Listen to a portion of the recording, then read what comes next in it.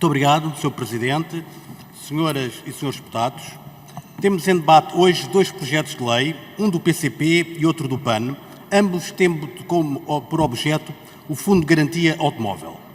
Como é sabido, o Fundo de Garantia Automóvel foi criado em 1979, competindo-lhe satisfazer as indemnizações de morte ou lesões corporais consequentes de acidentes originados por veículos sujeitos ao seguro obrigatório em situações específicas, ou seja, quando o responsável seja desconhecido ou não beneficie de seguro válido ou eficaz, ou ainda quando for declarada a falência do segurador.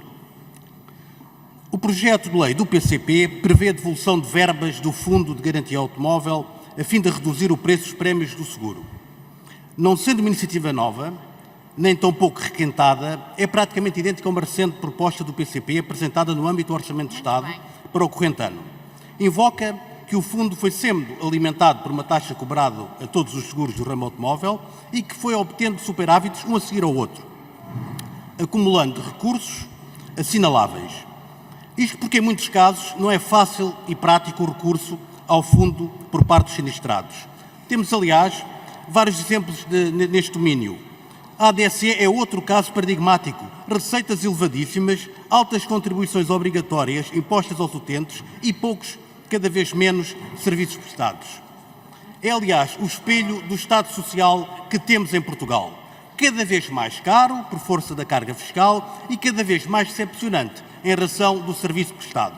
Exatamente. Propõe o PCP a devolução parcial dos 600 milhões de euros acumulados pelo fundo com uma redução de 50% das taxas. Prevê naturalmente que com essa redução possa ser repercutida também nos prémios de seguros pagos pelos segurados. Ou seja, o PCP vem propor a redução das contribuições e, portanto, é bem-vindo, os seus deputados são bem-vindos a este debate. Porque o que seria expectável até é o PCP suscitar o alargamento do objeto do fundo, aliás, numa lógica muito sua, de muita receita e mais gastos. Já quanto ao projeto de lei do PAN, prevê que o Fundo de Garantia Automóvel garanta a reparação dos danos e reembolso das despesas em consequência de atropelamento de animais. Vemos com bons olhos esta proposta, porque atende a um problema grave, que é o dos múltiplos acidentes provocados por animais, alguns de grande porte, que se atravessam inesperadamente na estrada, provocando acidentes graves, alguns deles mortais. E a título da senhora de provocação, se a senhora deputada não levar a mal, até porque está ao telefone, diria que em alguns casos esses acidentes resultam até do excesso, em muitos casos péssimos, por exemplo, o caso de javalis, que de 100 mil passaram a 500 mil devido às restrições da pandemia e, portanto, imagine-se agora se aumentassem as restrições à caça. Portanto, não deixa de ser paradoxal que esta proposta do PAN alerte precisamente para a importância do equilíbrio sinergético.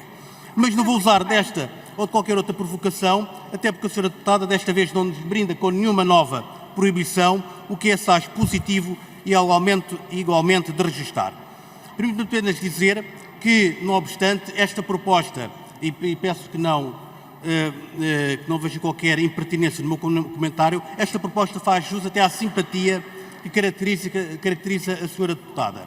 Isto porque, centrando na proposta, justifica-se precisamente que o fundo deva suportar os custos dos danos decorrentes de acidentes com animais. A iniciativa do PAN faz e bem referência à recomendação da Provedora de Justiça, que enviou às infraestruturas de Portugal para que esta entidade indemnizasse um cidadão pelos danos sofridos na sequência do embate de um animal ocorrido numa autoestrada, por ser gerida, por entender, e a nosso ver corretamente, que, desconhecendo as circunstâncias do acidente, tal desconhecimento não pode prejudicar os direitos dos utentes nas vias concessionadas. E a par da Provedoria de Justiça, decisões há que impõem às concessionárias o dever de garantir a segurança das estradas pelas quais são responsáveis. Porque aqui o que se trata é de risco. E todos sabemos que, enfim, que estas empresas, muitas delas PPPs rodoviárias, são avessas ao risco. Enfim, aliás, elas são useiras e vezeiras do risco que é imposto, isso sim, aos contribuintes. Mas a verdade é que, no caso de um acidente em que o condutor seja alheio ao mesmo, a empresa concessionária deve ser igualmente responsabilizada. Qualquer inversão do risco parece-nos a nós, evidentemente, inaceitável. Isto é uma aplicação, só pode já subsistir no estranho mundo das PPPs rodoviárias, da velha máxima latina caveat emptor, querendo dizer literalmente tome cuidado o comprador. ou numa tradução livre, basicamente, que o risco é do comprador e do consumidor. Esta filosofia, que devia ter sido ultrapassada, eu diria mesmo arredada pelo moderno direito do consumidor, que reconhece e concede garantias pelo serviço ou bens adquiridos por um consumidor. Por isso é muito bom, e nós subscrevemos, até porque é um corolário, a proposta tal como está sendo apresentada, é um corolário para a responsabilidade social das empresas, é especialmente bom para os cidadãos e para a tranquilidade do utilizador das estradas e, finalmente, esperemos que até seja bom para os animais sinistrados, se eventualmente, em resultado da presente alteração legal, possam ser salvos de um acidente. Portanto, muito obrigado e saúde mais uma vez as iniciativas. Obrigado.